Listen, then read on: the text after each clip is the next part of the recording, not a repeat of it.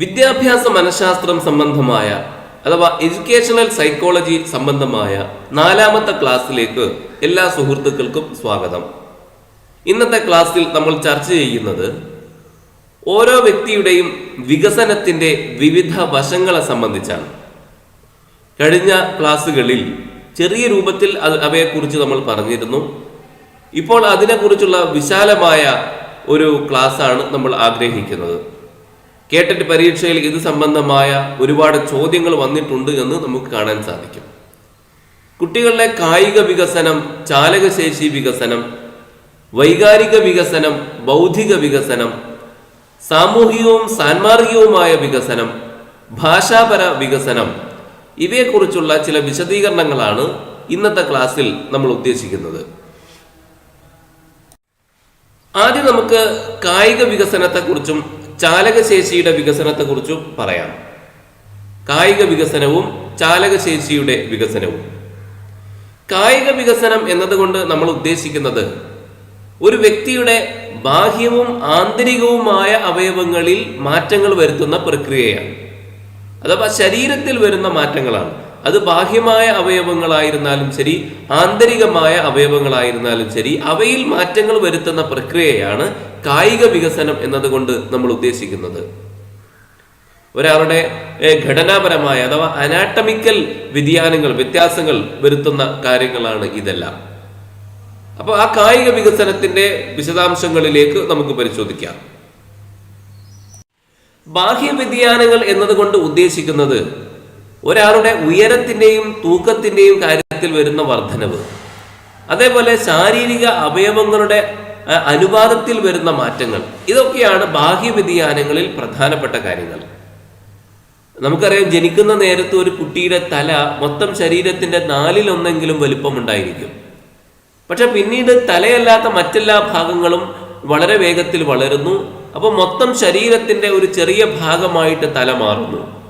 ഈ ഒരു മാറ്റം മനുഷ്യ ശരീരത്തിൽ സംഭവിക്കുന്നതാണ്. ഇത്തരം മാറ്റങ്ങളെയാണ് ബാഹ്യ വ്യതിയാനങ്ങൾ എന്നതുകൊണ്ട് ഉദ്ദേശിക്കുന്നത്. ആന്തരിക വ്യതിയാനങ്ങൾ എന്ന് പറഞ്ഞാൽ ശരീരത്തിന്റെ ഉള്ളിലുള്ള അവയവങ്ങളുടെ മാറ്റവും വളർച്ചയുമാണ്. അങ്ങനെ വളർച്ചയുണ്ടാകുമ്പോൾ ശരീരത്തിന്റെ വർദ്ധിച്ചു വരുന്ന ആവശ്യങ്ങൾക്കനുസരിച്ച് ശാരീരിക വ്യവസ്ഥകളിൽ നല്ല മാറ്റങ്ങൾ ഉണ്ടാകുന്നു ആന്തരിക വ്യതിയാനങ്ങൾ വഴി. അപ്പോൾ ഈ ഭാഗം ഞാൻ അധികം വിശദീകരിക്കുന്നില്ല. കാരണം ഇത് നമുക്ക് ബയോളജിയിലും മറ്റും നമ്മൾ പഠിച്ചിട്ടുള്ള കാര്യങ്ങളാണ്. അതോടൊപ്പം തന്നെ കേട്ടറ്റ് പരീക്ഷയിൽ ഈ കായിക വികസനവുമായി ബന്ധപ്പെട്ടിട്ടുള്ള അധിക ചോദ്യങ്ങളൊന്നും നമുക്ക് കാണാൻ സാധിക്കുന്നുമില്ല. അപൂർവം ചില ചോദ്യങ്ങളൊക്കെ വന്നിട്ടുണ്ട്. എങ്കിലും ഇത് നമുക്ക് പരിചിതമായ ഒരു മേഖലയായതുകൊണ്ട് ഞാൻ അധികം വിശദീകരിക്കുന്നില്ല. ഈ വിഷയകമായി 2012 കേട്ടറ്റ് പരീക്ഷയിൽ ചോദിച്ച ഒരു ചോദ്യമാണ് ഇപ്പോൾ നമ്മൾ കാണുന്നത്. ഒരു ചിത്രം നൽകിയിരിക്കുന്നു. ഒരു മുതിർന്ന ആളുടെയും ഒരു കുട്ടിയുടെയും പകുതി ചിത്രങ്ങൾ നൽകിയിരിക്കുകയാണ്. ഒരു കുട്ടിയുടെ വളർച്ചയുടെ ഏത് തലമാണ് ഇവിടെ സൂചിപ്പിക്കുന്നത്?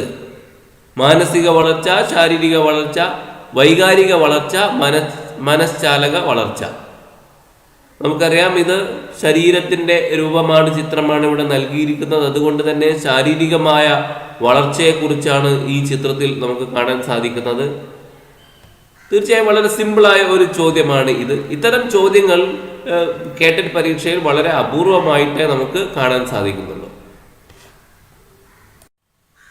ഇനി നമുക്ക് ചാലകശേഷി വികസനത്തെക്കുറിച്ച് പറയാം. കായികശേഷി വികസനവും ചാലകശേഷി വികസനവും ഒന്നിച്ചാണല്ലോ നമ്മൾ തുടക്കത്തിൽ പറഞ്ഞിരുന്നത്. കായികശേഷി വികസനം നമ്മൾ പറഞ്ഞു, ശരീരത്തിന്റെ വളർച്ചയാണ് കായികശേഷി വികസനം.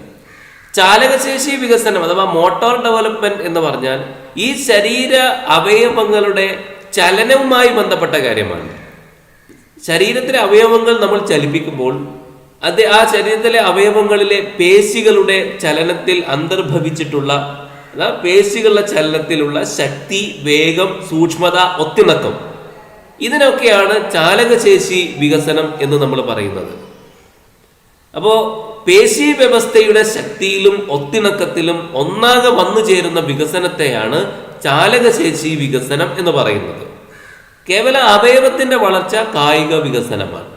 അവയവങ്ങളെ നമ്മൾ ചലിപ്പിക്കുമ്പോൾ അതിലെ പേശികളുടെ ചലനത്തിൽ എത്ര ശക്തിയിൽ നമുക്ക് ചലിപ്പിക്കാൻ കഴിയുന്നു, എത്ര വേഗത്തിൽ ചലിപ്പിക്കാൻ കഴിയുന്നു, ശരീരത്തിലെ വ്യത്യസ്ത അവയവങ്ങൾ നമ്മുടെ ആവശ്യങ്ങൾക്കനുസരിച്ച് ഒരേ സമയം ചലിപ്പിക്കുവാൻ നമുക്ക് സാധിക്കുന്നുണ്ടോ, ഇത്തരം കാര്യങ്ങളൊക്കെയാണ് ചാലകശേഷി വികസനത്തിൽ ഉൾപ്പെടുന്നത്.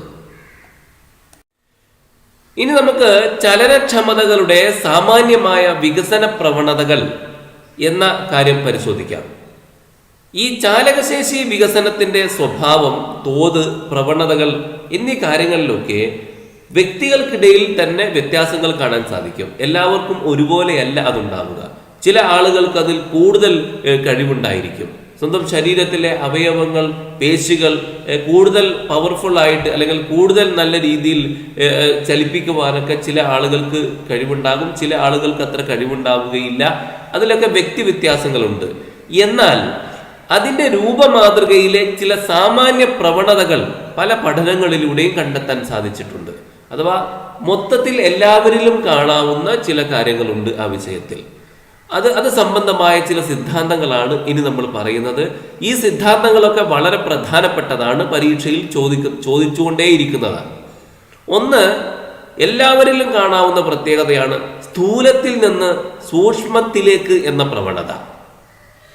അതായത് ഒരു കുട്ടി തുടക്കത്തിൽ ആ കുട്ടിയുടെ പേശി പ്രവർത്തനങ്ങൾ നമുക്ക് കാണാൻ സാധിക്കുന്നത് സ്ഥൂലമായ പ്രതികരണ സ്വഭാവമാണ്. അതായത് ഒരു കുട്ടി ഏതൊരു പ്രശ്നത്തോടും സ്വന്തം ശരീരം മൊത്തം ചലിപ്പിച്ചുകൊണ്ടാണ് പ്രതികരിക്കുന്നത്. പിന്നീട് വളരുന്ന ഘട്ടത്തിൽ ശരീരത്തിലെ ഏതെങ്കിലും ഒരു അവയവം മാത്രം അതിനു വേണ്ടി ഉപയോഗിക്കുന്നു.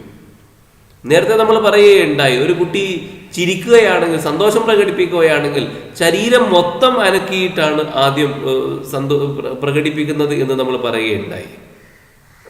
പിന്നീട് അത് കേവലം മുഖത്ത് മാത്രം കാണുന്ന ഒരു വികാരമായി മാറുകയാണ്. ഇങ്ങനെ സ്ഥൂലത്തിൽ നിന്ന് സൂക്ഷ്മത്തിലേക്ക് എന്ന പ്രവണതയാണ് ഈ വികസനത്തിൽ നമുക്ക് കാണാൻ സാധിക്കുന്നത്. അതേപോലെ വലുതിൽ നിന്ന് ചെറുതിലേക്ക് എന്ന പ്രവണതയും നമുക്ക് കാണാൻ സാധിക്കും. മൂന്നാമത്തെ കാര്യം, ശിരസിൽ നിന്ന് പാദത്തിലേക്ക്, കേന്ദ്രസ്ഥാനത്ത് നിന്ന് അകന്ന ഭാഗങ്ങളിലേക്ക് എന്നീ പ്രവണതകളാണ്. അതായത് ഈ പേശികളുടെ നിയന്ത്രണവും ഒത്തിണക്കവും ഇതൊക്കെ ആദ്യം വികസിക്കുന്നത് തലയുടെ ഭാഗത്താണ്. പിന്നെ ഈ പേശി വികസനം കൈകളിലേക്കും കൈപ്പത്തിയിലേക്കും ഒക്കെ വ്യാപിക്കുന്നു. പിന്നെ കുറച്ചുകൂടി അങ്ങോട്ട് കഴിയുമ്പോഴാണ് ഈ വികസനം കാലുകളിലേക്കും പാദങ്ങളിലേക്കും ഒക്കെ എത്തിച്ചേരുന്നത്. അതായത് ഒരു ഉദാഹരണത്തിലൂടെ പറയുകയാണെങ്കിൽ, ഒരു കുട്ടി ജനിച്ച് 1 മാസം കഴിയുമ്പോൾ തന്നെ കുട്ടിക്ക് തല ഉയർത്താൻ സാധിക്കും. പക്ഷേ സ്വന്തം കാലിൽ ഈ കുട്ടിക്ക് എഴുന്നേറ്റ് നിൽക്കണമെങ്കിൽ 1 വർഷത്തോളം കാത്തു നിന്നേ മതിയാവൂ. അപ്പൊ ഇതാണ് ശിരസിൽ നിന്ന് പാദത്തിലേക്ക്, അഥവാ ആദ്യം ശിരസിന്റെ ഭാഗത്താണ് ഈ വികസനം ഉണ്ടാവുന്നത്. പേശികൾ നിയന്ത്രിക്കാനും ഒത്തിണക്കത്തോടെ പ്രവർത്തിക്കാനും ഒക്കെയുള്ള ശേഷി ആദ്യം ഉണ്ടാവുന്നത് തലയുടെ ഭാഗത്താണ്. പിന്നെ കുറെ കഴിയുമ്പോഴാണ് കാലിലേക്ക് ആ ശക്തി എത്തുന്നത്. അപ്പൊ ഇതാണ് മൂന്നാമത്തെ സിദ്ധാന്തം. നാലാമത്തെ സിദ്ധാന്തം, ദ്വിപാർശ്വങ്ങളിൽ നിന്ന് ഏകപാർശ്വത്തിലേക്ക് എന്ന പ്രവണത. അതായത് നമ്മളുടെ ശരീരത്തിൽ നമുക്ക് കാണാം, ശരീരത്തിന്റെ 2 ഭാഗങ്ങളിലും, ഇടതുഭാഗത്തും വലതുഭാഗത്തുമുള്ള ചില അവയവങ്ങളുണ്ടല്ലോ. കൈകാലുകൾ, ചെവി, കണ്ണ്, കവിൾ, ഇങ്ങനെ തുടങ്ങി 2 എണ്ണമുള്ള അവയവങ്ങളുണ്ടല്ലോ. ഈ അവയവങ്ങൾ തുടക്കത്തിൽ കുട്ടി 2ഉം ഒരുപോലെ ഉപയോഗിക്കുന്നതായിട്ട് കാണാൻ സാധിക്കും. അതിൽ ഇടത് വലത് എന്ന വ്യത്യാസമൊന്നും കുട്ടി കാണിക്കുകയില്ല. പക്ഷേ കുറച്ചുകൂടി അങ്ങോട്ട് കഴിയുമ്പോൾ ഏതെങ്കിലും ഒരു ഭാഗത്തിന്, വലതു ഭാഗത്തെ അവയവത്തിന് അല്ലെങ്കിൽ ഇടതു ഭാഗത്തെ അവയവത്തിന് മുൻഗണന കൊടുക്കുന്ന ഒരു പ്രവണത നമുക്ക് കാണാൻ സാധിക്കും. ഇങ്ങനെയാണ് ദ്വിപാർശ്വങ്ങളിൽ നിന്ന് ഏകപാർശ്വത്തിലേക്ക് എന്ന പ്രവണത എന്നതുകൊണ്ട് നമ്മൾ ഉദ്ദേശിക്കുന്നത് അതാണ്. അതായത് ചില അവയവങ്ങളുടെ കാര്യത്തിലെങ്കിലും പേശി നിയന്ത്രണത്തിൻ്റെയും വ്യക്തിപരമായ ഇഷ്ടാനിഷ്ടങ്ങളുടെയും വേഗം, ശക്തി, ഒത്തിണക്കം എന്നിവ ദ്വിപാർശ്വികമായി ആരംഭിച്ച് ക്രമേണ ഏകപാർശ്വികമായി മാറുന്നു എന്ന് ഇതിൽ നിന്ന് ഊഹിക്കാം. അഥവാ തുടക്കത്തിൽ 2 കൈകളും ഉപയോഗിച്ച് ഒരുപോലെ കുട്ടി പ്രവർത്തിക്കും. പക്ഷെ കുറച്ചങ്ങോട്ട് കഴിയുമ്പോൾ ഒന്നുകിൽ അത് വലത് കൈ മാത്രം കൂടുതലായി ഉപയോഗിക്കുന്ന അല്ലെങ്കിൽ ഇടത് കൈ കൂടുതലായി ഉപയോഗിക്കുന്ന ഒരു രീതിയിലേക്ക് ആ കുട്ടി മാറും. അതിനെയാണ് ദ്വിപാർശ്വങ്ങളിൽ നിന്ന് ഏകപാർശ്വത്തിലേക്ക് എന്ന് പറയുന്നത്. ഇക്കാര്യം ഒരു കേട്ടറ്റ് പരീക്ഷയിൽ ചോദ്യമായി വന്നത് നമുക്ക് പരിശോധിക്കാം. കുട്ടിക്കാലത്ത് അവരുടെ 2 കൈകളും ഉപയോഗിച്ച് ചെയ്ത ചില കാര്യങ്ങൾ വലുതാവുമ്പോൾ അവർ ഒരൊറ്റ കൈകൊണ്ട് നിഷ്പ്രയാസം ചെയ്യുന്നത് കാണാം. ചാലകശേഷി വികസനവുമായി ബന്ധപ്പെട്ട് ഏത് തത്വമാണ് ഇവിടെ പ്രതിഫലിക്കുന്നത്? അപ്പോൾ കുട്ടിക്കാലത്ത് 2 കൈകൾ കൊണ്ട് ചെയ്തു, വലുതായപ്പോൾ അത് ഒരൊറ്റ കൈ കൊണ്ട് നിഷ്പ്രയാസം ചെയ്യുന്നു. ഇത് ചാലകശേഷി വികസനത്തിന്റെ ഏത് തത്വവുമായി ബന്ധപ്പെട്ടിരിക്കുന്നു എന്നാണ്. അപ്പൊ ഇത് തന്നെ നമുക്കറിയാം, ദ്വിപാർശ്വങ്ങളിൽ നിന്ന് ഏകപാർശ്വങ്ങളിലേക്ക് എന്ന ആണ് ഉത്തരം. സി എന്ന ഓപ്ഷനാണ് ശരിയായ ഉത്തരം. അധ്യാപകർ എന്ന നിലയിൽ നമ്മൾ മനസ്സിലാക്കേണ്ട കാര്യം, കുട്ടികളുടെ ശരിയായ ചാലകശേഷി വികസനം ഉറപ്പുവരുത്താൻ വേണ്ടി വിദ്യാലയങ്ങളിൽ നാം വിവിധ പരിപാടികൾ ആവിഷ്കരിക്കേണ്ടതാണ്. പലതരം പദാർത്ഥങ്ങളും ഉപകരണങ്ങളും ഒക്കെ കൈകാര്യം ചെയ്യാൻ നമ്മൾ പ്രോത്സാഹിപ്പിക്കണം. അവർ ധാരാളം കളികളിൽ ഏർപ്പെടണം, അതിനുള്ള സൗകര്യങ്ങൾ ഉണ്ടാക്കി കൊടുക്കണം. സൂക്ഷ്മ പേശികളുടെ പ്രവർത്തനത്തിന് ക്രമമായ പരിശീലനം നമ്മൾ നൽകേണ്ടതുണ്ട്. ഇതിനൊക്കെ വാചികമായ നിർദ്ദേശങ്ങളെക്കാൾ ഏറെ മാതൃകാ പ്രകടനങ്ങളായിരിക്കും കൂടുതൽ നല്ലത്. ഇനി നമുക്ക് വൈകാരിക വികസനത്തെക്കുറിച്ച് പറയാം. ഒരു മനുഷ്യന് പല വിധത്തിലുള്ള വളർച്ചയും വികസനവും ഉണ്ടാവുന്നുണ്ട് എന്നാണല്ലോ നമ്മൾ പറയുന്നത്. അതിലൊന്നാണ് വൈകാരിക വികസനം. ഈ വൈകാരിക വികസനം വിദ്യാഭ്യാസത്തെ സംബന്ധിച്ചിടത്തോളം വളരെ പ്രസക്തമായ ഒന്നാണ്. കാരണം ഈ വികാരങ്ങൾക്ക് പഠന പ്രക്രിയയിൽ വളരെ പ്രധാനപ്പെട്ട പങ്കുണ്ട്. അതുകൊണ്ട് ഏതൊരു അധ്യാപകനും വികാരങ്ങളുടെ സ്വഭാവം, അതിൻ്റെ വികസനം, അതിൻ്റെ പ്രകടനം എന്നിവയെക്കുറിച്ച് നല്ല വിവരം തന്നെ നേടിയിരിക്കേണ്ടതുണ്ട്. നല്ല അറിവ് നേടിയിരിക്കണം അധ്യാപകന്മാർ. കുട്ടികളുടെ വികാരങ്ങളുടെ സ്വഭാവവും വികസനവും പ്രകടനവും ഒക്കെ എങ്ങനെയായിരിക്കും എന്നതിനെക്കുറിച്ച് അധ്യാപകർ നന്നായി മനസ്സിലാക്കിയിരിക്കേണ്ടതുണ്ട്. വികാരങ്ങൾ നമ്മൾ പരിശോധിക്കുമ്പോൾ പല തരത്തിലുള്ള വികാരങ്ങളുണ്ട്. ഈ വികാരങ്ങളുടെ സ്വഭാവവും പലവിധമാണ്. ചില വികാരങ്ങൾ സൃഷ്ടിപരമായിരിക്കാം, ചില വികാരങ്ങൾ നിഷേധാത്മകവുമായിരിക്കും, ചില വികാരങ്ങൾ ആനന്ദപ്രദമായിരിക്കും, ചില വികാരങ്ങളാവട്ടെ ആനന്ദമല്ല, അസ്വാസ്ഥ്യങ്ങളാണ് ഉണ്ടാക്കുക. ഉദാഹരണമായി സ്നേഹം എന്നതൊരു വികാരമാണ്. ഈ വികാരം ഒരു സൃഷ്ടിപരമായ വികാരമാണ്. എന്നാൽ അതിന് വിപരീതമായ വെറുപ്പ് അതൊരു നിഷേധാത്മകമായ വികാരമാണ്. ഫലിതം മറ്റൊരു വികാരമാണ്, അത് സന്തോഷകരമാണ് നമ്മെ സംബന്ധിച്ചിടത്തോളം. ഉത്കണ്ഠയാവട്ടെ അസ്വാസ്ഥ്യജനകവുമാണ്. അപ്പൊ ഇങ്ങനെ വികാരങ്ങൾ പലതരമാണ്. അത് നമ്മളിൽ ഉണ്ടാക്കുന്ന ഫലവും വ്യത്യസ്തമാണ്. രണ്ടാമതായിട്ട് ഈ വികാരം അത് ഒന്നുകിൽ ഒരു പ്രതിബന്ധം സൃഷ്ടിക്കാൻ കാരണമായി തീരും, അല്ലെങ്കിൽ ചിലപ്പോൾ ഒരു സൃഷ്ടിപരമായ കാര്യമാണ് അതുവഴി ഉണ്ടായിത്തീരുക. ഉദാഹരണമായിട്ട് പരീക്ഷയെക്കുറിച്ച് ഒരു അമിതമായ ഉത്കണ്ഠ ഉണ്ടായി എന്ന് വെക്കുക. ഉത്കണ്ഠ എന്നതൊരു വികാരമാണല്ലോ, പക്ഷെ അത് ഒരു അമിതമായ ലെവലിലാവുമ്പോൾ അത് പരീക്ഷയിൽ തോറ്റുപോകാൻ കാരണമായി തീരും. എന്നാൽ ഈ ഉത്കണ്ഠ തന്നെ ചെറിയ തോതിലൊക്കെ ഉണ്ടാകുന്നത് നല്ലതാണ്, കാരണം അത് പഠിക്കാനുള്ള പ്രേരണ നൽകും. അപ്പോൾ ഇങ്ങനെ ഒരു വികാരം സൃഷ്ടിക്കോ പ്രതിബന്ധത്തിനോ രണ്ടുമോ കാരണമായി തീരാം എന്നാണ് പറയുന്നത്. ഈ മനുഷ്യനിൽ ഈ വൈകാരിക വികസനം എങ്ങനെയാണ് നടക്കുന്നത് എന്നറിയാൻ വേണ്ടി പല ശാസ്ത്രജ്ഞന്മാരും പലവിധ പഠനങ്ങൾ നടത്തിയിട്ടുണ്ട്.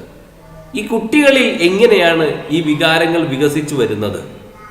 അപ്പൊ അക്കൂട്ടത്തിൽ നടന്നിട്ടുള്ള പഠനങ്ങളിൽ ഒന്നാണ് കാതറൈൻ ബ്രിഡ്ജസ് എന്ന് പറയുന്ന വ്യക്തി നടത്തിയിട്ടുള്ള പഠനം. കാതറൈൻ ബ്രിഡ്ജസ് അവർ നടത്തിയ പഠനം നവജാത ശിശു അഥവാ ഇന്ന് ജനിച്ച ശിശു മുതൽ 24 മാസം പ്രായമായ കുട്ടി വരെയുള്ളവരെ നിരീക്ഷിച്ചുകൊണ്ടാണ് കാതറൈൻ ബ്രിഡ്ജസ് ഒരു പഠനം നടത്തിയിട്ടുള്ളത്. ആ പഠനത്തെക്കുറിച്ച് നമ്മളൊന്ന് ചില കാര്യങ്ങൾ, ആ പഠനത്തിൽ അവർ കണ്ടെത്തിയ കാര്യങ്ങൾ നമുക്കൊന്ന് ശ്രദ്ധിക്കാം. കാതറൈൻ ബ്രിഡ്ജസ് നടത്തിയുള്ള പഠനത്തിൽ നിന്ന് അവർക്ക് മനസ്സിലായിട്ടുള്ള കാര്യങ്ങൾ, അവർ കണ്ടെത്തിയിട്ടുള്ള കാര്യങ്ങളാണ് ഈ ചാർട്ടിലൂടെ ഇവിടെ പ്രദർശിപ്പിച്ചിരിക്കുന്നത്. അതായത് ഏറ്റവും മുകളിൽ ബർത്ത് എന്ന് എഴുതിയത് കാണാം, അതിന് നേരെ എക്സൈറ്റ്മെന്റ് എന്ന് എഴുതിയത് കാണാം. അതായത് ജനിക്കുന്ന നേരത്ത് കുട്ടിക്ക് ആകെക്കൂടിയുള്ള ഒരു വികാരം എക്സൈറ്റ്മെന്റ് മാത്രമാണ്. എന്നാൽ 3 മാസമാകുമ്പോൾ അത് വികസിച്ചു.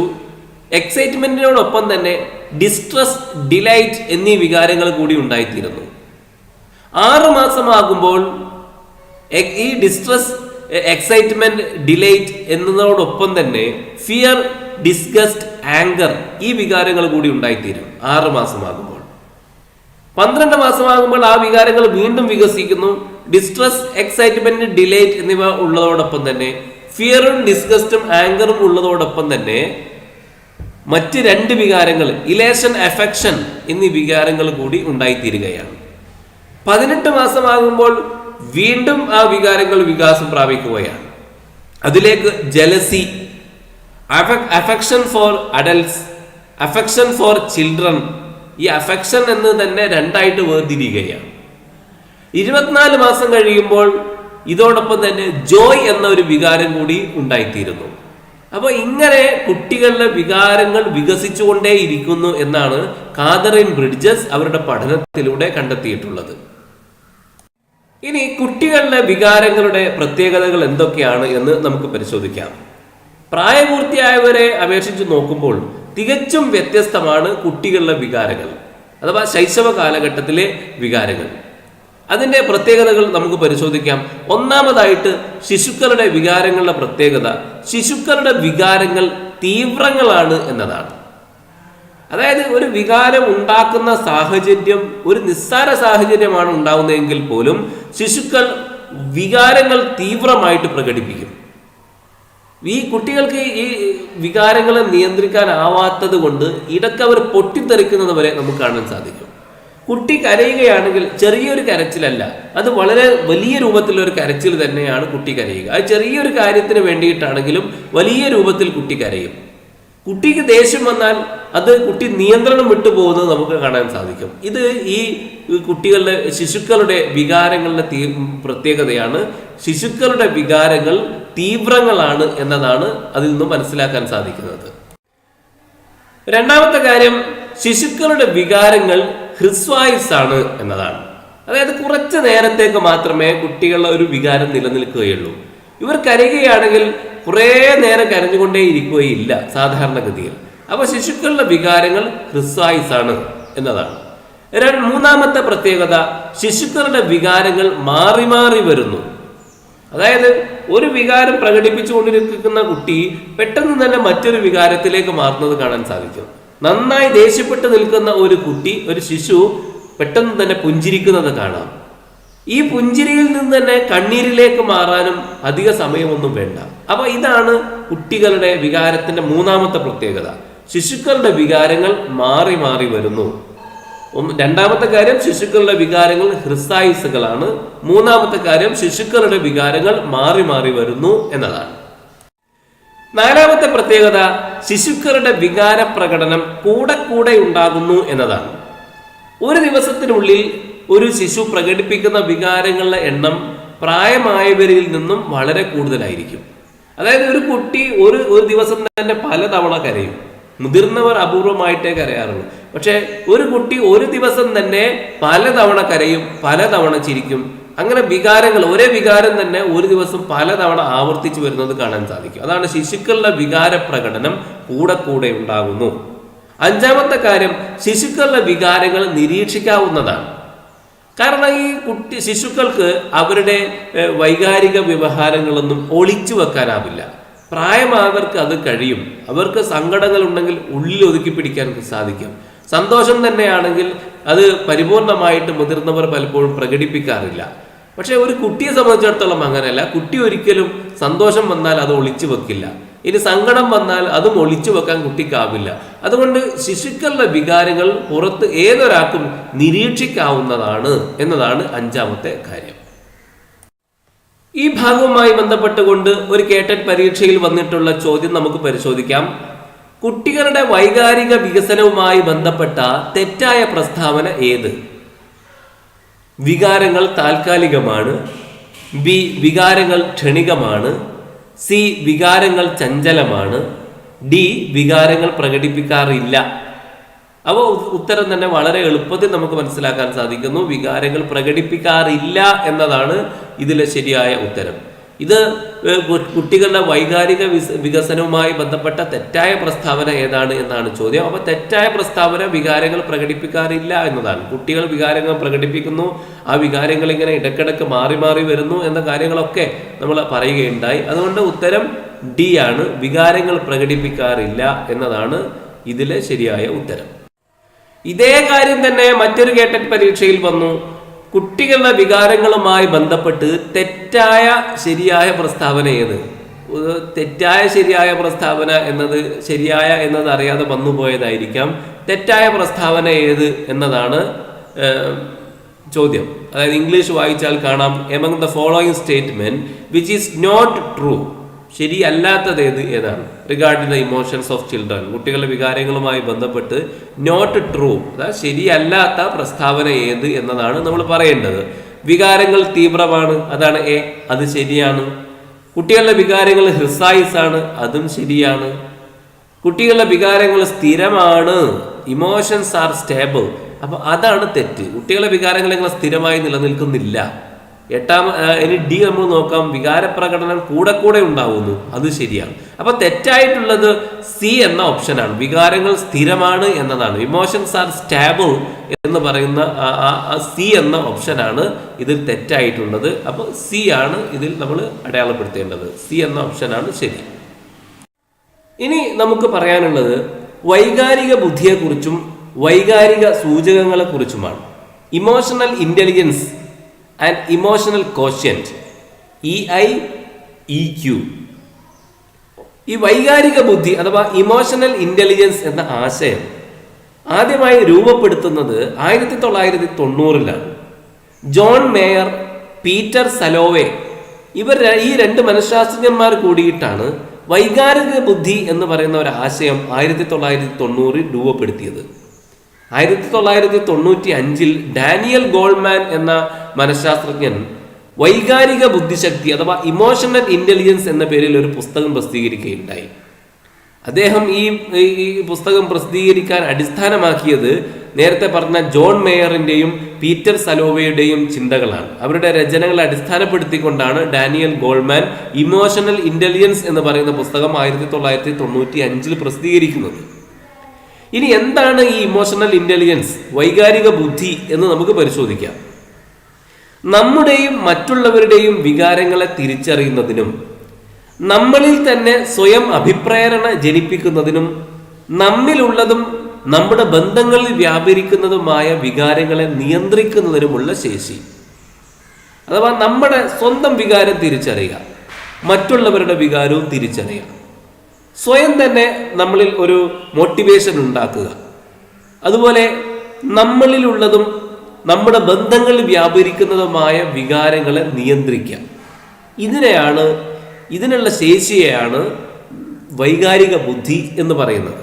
സ്വന്തം വികാരങ്ങളെ മനസ്സിലാക്കിക്കൊണ്ട് പെരുമാറുക, അതുപോലെ മറ്റുള്ളവരുടെ വികാരങ്ങൾ തിരിച്ചറിയുക, സ്വയം തന്നെ മോട്ടിവേഷൻ അഥവാ അഭിപ്രേരണ ജനിപ്പിക്കുക, അതേപോലെ നമ്മളിലുള്ള വികാരങ്ങളെ നിയന്ത്രിക്കുക, അതുപോലെ നമ്മുടെ ബന്ധങ്ങളിൽ വരുന്ന വികാരങ്ങളെയും നിയന്ത്രിക്കുക. ഇതിനെയാണ് വൈകാരിക ബുദ്ധി എന്ന് പറയുന്നത്. ഇപ്പോൾ നമ്മൾ സംസാരിക്കുന്നത് ഇമോഷണൽ കോഷ്യന്റിനെ സംബന്ധിച്ചാണ്, EQവിനെ സംബന്ധിച്ച്. എന്നാലും നമ്മൾ IQ എന്ന് കേട്ടിട്ടുണ്ടാകും മുമ്പ് എവിടെയെങ്കിലും. നല്ല ബുദ്ധിയുള്ള ആളുകൾക്കൊക്കെ ഉയർന്ന IQ ഉള്ളവരായിരുന്നു എന്നൊക്കെ നമുക്ക് അറിയാവുന്ന ഒരു കാര്യമാണ്. അതായത് IQ എന്ന് പറയുമ്പോൾ ഒരു ശുദ്ധമായ വൈജ്ഞാനിക അക്കാദമിക ബുദ്ധിയാണ് IQ. അതെന്താണ് എന്ന് മറ്റൊരു ക്ലാസ്സിൽ നമ്മൾ വിശദമായിട്ട് പറയും. ഇപ്പോൾ സംക്ഷിപ്തമായി കൊണ്ടൊന്ന് സൂചിപ്പിക്കുക മാത്രമാണ്. EQ എന്ന് പറയുമ്പോൾ IQവിൽ നിന്ന് വിഭിന്നവും എന്നാൽ അതിന് അനുപൂരകവുമായ ശേഷികളാണ് EQ എന്നതുകൊണ്ട് നമ്മൾ ഉദ്ദേശിക്കുന്നത്. ചില ആളുകൾക്ക് ഉയർന്ന IQ ഉണ്ടായിരിക്കും, വൈജ്ഞാനികമായ വലിയ അക്കാദമിക ബുദ്ധിയൊക്കെ അവർക്കുണ്ടായിരിക്കും, എന്നാൽ അവർക്ക് EQ വളരെ കുറവായിരിക്കും, അഥവാ ഇമോഷണൽ കോഷ്യൻ അഥവാ വൈകാരിക ബുദ്ധി കുറവായിരിക്കും അത്തരം ചില ആളുകൾക്ക്. എന്നാൽ വേറെ ചിലർക്ക് IQ കുറവായിരിക്കും, പക്ഷേ വൈകാരിക ബുദ്ധി അഥവാ EQ നന്നായിട്ടുണ്ടാകും. നമുക്ക് കാണാൻ പറ്റുന്ന ഒരു യാഥാർത്ഥ്യം, ഈ ബുദ്ധിമാന്മാരുടെ കൂട്ടം അഥവാ വലിയ IQ ഉള്ള ആളുകളുണ്ടല്ലോ, അവരെ വലിയ ബുദ്ധിമാന്മാരെന്ന് നമ്മൾ പറയാറുണ്ടെങ്കിലും അവർക്ക് ഈ വൈകാരിക ബുദ്ധി ഇല്ലാതെ പോയാൽ അത് കുറഞ്ഞു പോയാൽ അവർ മറ്റുള്ളവരെ സേവിക്കേണ്ടി വരുന്ന അവസ്ഥയാണ് ഉണ്ടാവുക. അവർക്ക് ഉയർന്ന തലങ്ങളിൽ എത്തിപ്പെടാൻ കഴിയില്ല. ഉയർന്ന തലങ്ങളിൽ നമുക്ക് എത്താൻ സാധിക്കണമെങ്കിൽ ഐക്യോടൊപ്പം തന്നെ ഇക്യുവും കൂടി നമുക്കുണ്ടായിരിക്കണം. നമ്മുടെ വികാരങ്ങളെ നിയന്ത്രിക്കാൻ നമുക്ക് സാധിക്കേണ്ടതുണ്ട്. ഒരു ഉദാഹരണം പറയുകയാണെങ്കിൽ, വികാരങ്ങളെ നിയന്ത്രിക്കൽ മാത്രമല്ല വൈകാരിക ബുദ്ധിയുടെ കാര്യം എങ്കിലും സൂചിപ്പിക്കുകയാണ്. സ്വന്തം നന്നായി ദേഷ്യം വരുന്ന നേരത്ത് ആ ദേഷ്യം പ്രകടിപ്പിക്കേണ്ടുന്ന സ്ഥലങ്ങളിലല്ലാതെ പ്രകടിപ്പിക്കാൻ പാടില്ല. ആ ദേഷ്യത്തെ നിയന്ത്രിച്ചു നിർത്താൻ സാധിക്കേണ്ടതുണ്ട്. അത് വൈകാരിക ബുദ്ധിയുമായി ബന്ധപ്പെട്ടതാണ്. അതിന് സാധിക്കാതെ വരുമ്പോൾ അവർക്ക് ഉയർന്ന ഐക്യം ഉണ്ടെങ്കിലും ഈ വൈകാരിക ബുദ്ധി ഇല്ലാത്തത് കൊണ്ട് അവര് താഴേക്കിടയിൽ നിൽക്കേണ്ടി വരുന്നു, മറ്റുള്ളവരെ സേവിക്കേണ്ടി വരുന്നു എന്നതാണ് യാഥാർത്ഥ്യം. ഈ വൈകാരിക ബുദ്ധിയെ നമ്മൾ പരിശോധിക്കുമ്പോൾ അതിന് 4 തലങ്ങളുണ്ട് എന്ന് കാണാൻ സാധിക്കും. 1, വികാരങ്ങളെ തിരിച്ചറിയുക. 2, വികാരങ്ങൾ പ്രയോജനപ്പെടുത്തുക. 3, വികാരങ്ങൾ മനസ്സിലാക്കുക. 4, വികാരങ്ങൾ നിയന്ത്രിക്കുക. ഇത് 4 വൈകാരിക ബുദ്ധിയുടെ 4 തലങ്ങളാണ്. ഇതുമായി ബന്ധപ്പെട്ടുകൊണ്ട് ഒരു കേട്ടറ്റ് പരീക്ഷയിൽ വന്ന ചോദ്യമാണ്, വൈകാരിക ബുദ്ധിയുടെ ഘടകമല്ലാത്തത് ഏത്? എ, സ്വന്തം വികാരങ്ങളെ മനസ്സിലാക്കുക. ബി, മറ്റുള്ളവരുടെ വികാരങ്ങളെ ഉൾക്കൊള്ളുക. സി, മറ്റുള്ളവരുടെ വികാരങ്ങളെ നിയന്ത്രിക്കുക. ഡി, ബന്ധങ്ങൾ നിലനിർത്തുക, ദൃഢപ്പെടുത്തുക. Which of the following is not a factor of emotional intelligence? Understanding one's own emotions, understanding others' emotions, controlling others' emotions, maintain and strengthen the relationships. Daniel Goleman 1995 പുസ്തകം എഴുതിയപ്പോൾ ആ പുസ്തകത്തിൽ അദ്ദേഹം വൈകാരിക ബുദ്ധിയുടെ സ്വഭാവം വ്യക്തമാക്കുന്ന 5 സവിശേഷതകൾ വിവരിക്കുന്നുണ്ട്. ആ 5 സവിശേഷതകൾ നമ്മൾ മനസ്സിലാക്കേണ്ടതാണ്. ഒന്നാമതായിട്ട് സെൽഫ് അവയർനെസ്, അഹംബോധം. അതായത് ഒരു പ്രത്യേക സമയത്ത് അവരവരുടെ വികാരങ്ങൾ എന്തൊക്കെയാണെന്നറിഞ്ഞ് അവയെ സ്വന്തം തീരുമാനങ്ങൾ എടുക്കുന്നതിനുള്ള മാർഗദർശനത്തിന് പ്രയോജനപ്പെടുത്തുക. അവരവരുടെ കഴിവുകളെ യഥാർത്ഥമായി നിർണയിക്കാനാവുക. ഉറച്ച ആത്മവിശ്വാസം വളർത്തുക. ഇത് വൈകാരിക ബുദ്ധിയുടെ സവിശേഷതകളിൽ ഒന്നാണ്. വൈകാരിക ബുദ്ധിയുള്ള ഒരാൾക്ക് ഇത് സാധിക്കണം. സെൽഫ് അവയർനെസ് ഉണ്ടാക്കിയെടുക്കണം. അതായത് ഒരു പ്രത്യേക സമയത്ത് തൻ്റെ വികാരങ്ങൾ എന്തൊക്കെയാണെന്ന് മനസ്സിലാക്കിയിട്ട് ആ വികാരങ്ങളെ സ്വന്തം തീരുമാനങ്ങൾ എടുക്കുന്നതിനുള്ള മാർഗദർശനത്തിന് പ്രയോജനപ്പെടുത്തുക. അവരവരുടെ കഴിവുകളെ യഥാർത്ഥമായി നിർണയിക്കാനാവുക. എൻ്റെ കഴിവുകൾ എന്തൊക്കെയെന്ന് എനിക്ക് തന്നെ നിർണയിക്കാൻ സാധിക്കുക. പിന്നെ ഉറച്ച ആത്മവിശ്വാസം വളർത്തുക. ഇതാണ് ഒന്നാമത്തെ സവിശേഷത. രണ്ടാമത്തെ കാര്യം സെൽഫ് റെഗുലേഷൻ, ആത്മനിയന്ത്രണം. സ്വന്തത്തെ നിയന്ത്രിക്കാൻ സാധിക്കുക. സ്വന്തം വികാരങ്ങളൊക്കെ നമ്മൾ ചെയ്യുന്ന പ്രവർത്തനങ്ങൾക്ക് തടസ്സമാക്കുന്നതിന് പകരം അതിനെ പിന്തുണക്കുന്ന രീതിയിൽ ആ വികാരങ്ങളെ മാറ്റിയെടുക്കുക. അതുപോലെ ആത്മാർത്ഥത പുലർത്തുക. ലക്ഷ്യങ്ങളെ പിന്തുടരാൻ കഴിയുമാറ് സംതൃപ്തിക്ക് കാലതാമസം വരുത്തുക. അതോടൊപ്പം വൈകാരിക അസ്വാസ്ഥ്യങ്ങളിൽ നിന്ന് നല്ലപോലെ വിമുക്തി നേടുക. ഇതാണ് സെൽഫ് റെഗുലേഷൻ എന്നതുകൊണ്ട് ഉദ്ദേശിക്കുന്നത്. സ്വന്തം വികാരങ്ങളെ നിയന്ത്രിച്ച് നിർത്തുക. നല്ല ദേഷ്യം വരുമ്പോൾ എന്തെങ്കിലും വിവരക്കേട് ചെയ്യുന്നതിന് പകരം നമ്മുടെ ലക്ഷ്യത്തിന് ഉപകാരപ്പെടുന്ന വിധം ആ വികാരത്തെ ഉപയോഗപ്പെടുത്തുക. ചുരുക്കി പറഞ്ഞാൽ അതാണ് സെൽഫ് റെഗുലേഷൻ. മോട്ടിവേഷൻ അഥവാ അഭിപ്രേരണ, അതാണ് മൂന്നാമത്തെ കാര്യം. അതായത് ഒരു വ്യക്തിയുടെ ഇഷ്ടാനിഷ്ടങ്ങളെ തൻ്റെ ലക്ഷ്യത്തിലേക്ക് നയിക്കുന്ന മാർഗദീപമായി ഉപയോഗപ്പെടുത്തുക. അതാണ് സ്വയം തന്നെ മോട്ടിവേറ്റഡ് ആവുക. വ്യക്തിയുടെ ഏറ്റവും ശക്തമായ ഇഷ്ടാനിഷ്ടങ്ങളെ അഭിപ്രേരണാ ശക്തിയായും പ്രതീക്ഷിക്കുന്ന ലക്ഷ്യത്തിലേക്ക് നയിക്കുന്ന മാർഗദീപമായി ഉപയോഗപ്പെടുത്തുക എന്നതാണ് മോട്ടിവേഷനിൽ പെടുന്നത്. നാലാമത്തെ കാര്യം വൈകാരിക താദാത്മ്യം അഥവാ എമ്പതി. എമ്പതി എന്ന് പറയുമ്പോൾ മറ്റുള്ളവരുടെ വികാരങ്ങൾ മനസ്സിലാക്കുക, അവരുടെ വീക്ഷണങ്ങളെയും വിലമതിക്കാൻ കഴിയുക, മറ്റുള്ളവരെ പിന്തുണക്കുന്ന മനോഭാവം വളർത്തുക, വിശാലമായ അഥവാ ഒരുപാട് വൈവിധ്യം വെച്ച് പുലർത്തുന്ന വ്യക്തികളുമായും സമരസപ്പെട്ടു പോകാൻ സാധിക്കുക. ഇതാണ് വൈകാരിക താദാത്മ്യം എന്ന് പറയുന്നത്. ഇത് ഒരു സമൂഹത്തിൽ ജീവിക്കുമ്പോൾ നമുക്കുണ്ടാവേണ്ടുന്ന കാര്യമാണ്. മറ്റുള്ളവരുടെ വികാരങ്ങൾ മനസ്സിലാക്കാനും അവരുടെ വീക്ഷണങ്ങളെയും വിലമതിക്കാനും മറ്റുള്ളവരെ പിന്തുണക്കാൻ നമുക്ക് കഴിയണം. മറ്റുള്ളവരോട് എന്തെല്ലാം വിയോജിപ്പുകൾ നിലനിൽക്കുന്നുവെങ്കിലും അവരുടേതായ ഒരുപാട് അഭിപ്രായ വ്യത്യാസങ്ങൾ ഉണ്ടെങ്കിലും ശരി, അവരെയും പിന്തുണക്കുന്ന ഒരു മനോഭാവം നമ്മൾ വളർത്തിയെടുക്കാൻ സാധിക്കേണ്ടതുണ്ട്. നമ്മളിൽ നിന്ന് ഒരുപാട് വൈവിധ്യങ്ങൾ വെച്ച് പുലർത്തുന്ന വ്യക്തികളുമായിട്ടും സമരസപ്പെട്ടു പോവുക, അവരുമായി ഏറ്റുമുട്ടാതെ നല്ല രീതിയിൽ അഭിപ്രായ വ്യത്യാസങ്ങളെ മാനിച്ചുകൊണ്ട് തന്നെ സഹകരിച്ചു പോകുവാൻ സാധിക്കുക. ഇതൊക്കെയാണ് വൈകാരിക താദാത്മ്യം, എമ്പതി എന്നുകൊണ്ട് ഉദ്ദേശിക്കുന്നത്. അത് വൈകാരിക ബുദ്ധിയുടെ ഭാഗമാണ്. അഞ്ചാമത്തെ കാര്യമാണ് സാമൂഹിക നൈപുണികൾ, സോഷ്യൽ സ്കിൽസ്. അതായത് ഒരു വ്യക്തി പുലർത്തുന്ന സാമൂഹ്യ ബന്ധങ്ങളെ സ്വാധീനിക്കുന്ന വികാരങ്ങളെ സമർത്ഥമായി കൈകാര്യം ചെയ്യുക. അതായത് നമ്മുടെ മറ്റുള്ളവരുടെ ബന്ധങ്ങളെ തകർക്കുന്ന ഒരു കാര്യമാണ് ദേഷ്യം. നമ്മൾ അമിതമായിട്ട് ദേഷ്യപ്പെട്ടാൽ നമ്മുടെ സാമൂഹ്യ ബന്ധങ്ങൾ തകരും, നമ്മുടെ സുഹൃത്തുക്കൾ നമ്മളെ പിരിഞ്ഞു പോകും. അതുപോലെ നമുക്ക് ഒരുപാട് നഷ്ടങ്ങളാണ് ഇത് സൃഷ്ടിക്കുക. അത് മനസ്സിലാക്കിക്കൊണ്ട് നമ്മുടെ വികാരങ്ങളെ സമർത്ഥമായി കൈകാര്യം ചെയ്യുക. ദേഷ്യം വന്നാലും ദേഷ്യം പ്രകടിപ്പിക്കേണ്ടതില്ലാത്ത സന്ദർഭങ്ങൾ അത് പ്രകടിപ്പിക്കാതിരിക്കുക. സാമൂഹിക സാഹചര്യങ്ങളും ബന്ധന ശൃംഖലകളും കൃത്യമായിട്ട് മനസ്സിലാക്കുക. ഒരു കാര്യം നമ്മൾ ചെയ്യുമ്പോൾ, ഒരു വികാരം പ്രകടിപ്പിക്കുമ്പോൾ സാമൂഹ്യമായ സാഹചര്യങ്ങളെക്കുറിച്ചൊക്കെ ചിന്തിച്ചതിന് ശേഷം മാത്രമേ അത് ചെയ്യാവൂ. അനായാസമായ പരസ്പര പ്രവർത്തനങ്ങൾ ഏർപ്പെടുക. ഈ ശേഷികളെ മറ്റുള്ളവരിൽ സ്വാധീനം ചെലുത്താനും അവരെ നയിക്കാനും വേണ്ടി പ്രയോജനപ്പെടുത്തുക. തർക്കങ്ങളിൽ മധ്യസ്ഥം വഹിക്കുകയും അവ പരിഹരിക്കുകയും ചെയ്യുക. സംഘയത്നങ്ങളിൽ സഹകരിക്കുക. ഇതൊക്കെ സാമൂഹിക നൈപുണികളിൽപ്പെട്ട കാര്യമാണ്. അപ്പോൾ അഞ്ചാമത്തെ വൈകാരിക ബുദ്ധിയിലെ സവിശേഷതകളിൽ അഞ്ചാമത്തെ കാര്യമാണ് സോഷ്യൽ സ്കിൽസ്, സാമൂഹിക നൈപുണികൾ. അപ്പോൾ വൈകാരിക ബുദ്ധിയുള്ള ആൾക്ക് ഇങ്ങനെ പെരുമാറാൻ സാധിക്കും എന്നതാണ് പറയുന്നത്. ഇനി ഈ ഭാഗവുമായി ബന്ധപ്പെട്ടുകൊണ്ട് ഒരു കേട്ടറ്റ് പരീക്ഷയിൽ വന്ന ചോദ്യം നമുക്ക് പരിശോധിക്കാം. വൈകാരിക ബുദ്ധിയുടെ ഘടകമല്ലാത്തത് ഏത്? Which among the following one is not an element of emotional intelligence?